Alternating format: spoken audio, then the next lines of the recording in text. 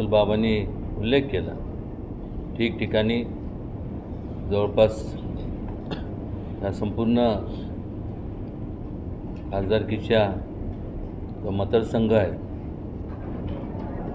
गेले महिना दीड महिना आम्ही संपूर्ण आमचे संपर्क दौरे चालू आहेत. शिरवळ असेल, त्यानंतर खंडाळा, वाई, त्यानंतर पाचगणी, महाबळेश्वर, पलीकडचा जो उचाट खोरं आहे, कालच त्या संपूर्ण भागात जाऊन आलो. तो भाग झाला. त्याचबरोबर सातारा शहरातला प्रामुख्याने जो शहरी भाग आहे तो तर नेहमीच तिथं जाणं येणं असतं. कोरेगावातला बहुतांश भाग जो आहे आमदारकी मतदारसंघातला तो देखील तिथं दौरे आमचे झाले. त्याचबरोबर उत्तर कराडमधले सुद्धा तीच परिस्थिती. तर आम्ही अनेक ठिकाणी बैठका घेतल्या, काय संवाद मेळावे घेतले आणि आज या ठिकाणी आता आज कराड शहरासाठी हा दिवस आम्ही दिलेला आहे. वेळ अत्यंत थोडा आहे, कारण की आपल्या सगळ्यांना माहीत आहे की अजून या 2-3 दिवसानंतर पाटण, दक्षिण कराडचा उर्वरित भाग आणि पाटण, कारण की शेवटची म्हणजे 12 तारखेपासून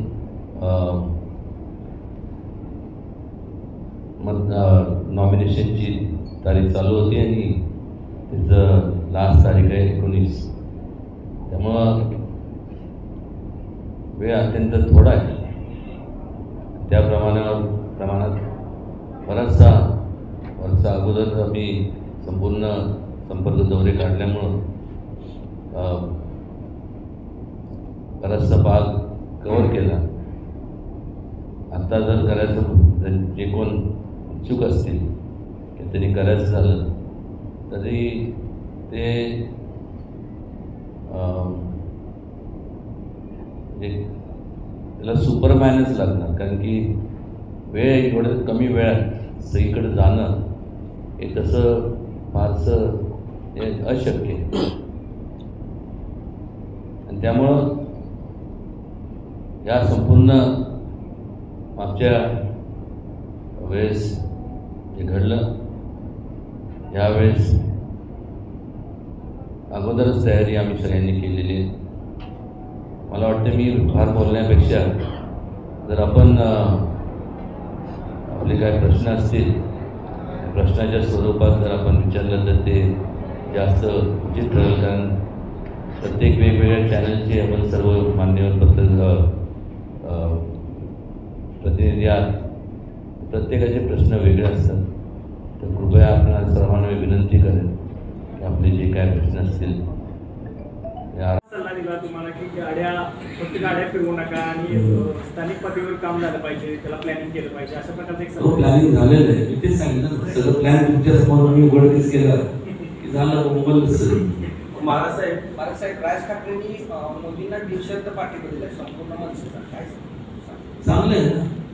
त्यांना विश्वास आहे की चांगल्या प्रकारचं कार्य मोदींनी केलेलं आहे किंवा त्यांच्या समोर असणारे सगळे सहकार्य, मग केंद्रात असेल किंवा वेगवेगळ्या राज्यात असेल, आपल्या महाराष्ट्राचं मग पाहिलं आपण तर मला सांगा, वास्तविकरित्या ह्या अगोदर हा काँग्रेसचा बालेकिल्ला ना, बरोबर, म्हणजे पश्चिम महाराष्ट्र.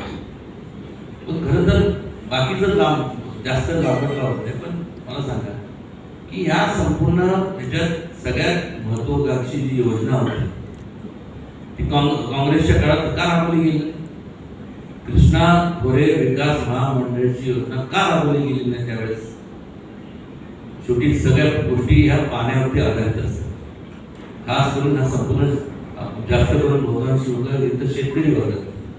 ज्यावेळेस मी जेव्हा निवडून आलो नाही त्याच्या अगोदर मी गोपीनाथ मुंडे साहेबांना संवाद साधला. त्यावेळेस आदरणीय मुंडे साहेबांशी त्यांना सांगितलं की आपल्याला ह्या भागात आणि या संपूर्ण मग सोलापूर असेल किंवा जर सगळं म्हणजे ह्या सातारा जिल्ह्यातला बरंच दुर्लक्षित भाग होता, त्याला बाबा पाणी दिलं पाहिजे. पाणी काय तुम्ही सपाटीवर तिथं आणू शकत नाही. या ठिकाणी संपूर्ण सह्याद्रीचं संपूर्ण परिसर आणि त्यावेळेस कोणीही एकही BJPचा लोकप्रतिनिधी नसताना तो प्रकल्प मंजूर केला. त्या प्रकल्पासाठी मला त्यांनी म्हणजे त्यांना असं म्हणलं की मला उपाध्यक्षाचं वरचं होतं म्हणून नाही, पण एक प्रकारचं त्याच्या माध्यमातून लोकांसाठी झटू शकतो, काहीतरी काम करू शकतो या हेतूने आज संपूर्ण प्रकल्प झाल्यानंतर त्यातूनच पाहिलं की आज विश्वास जसं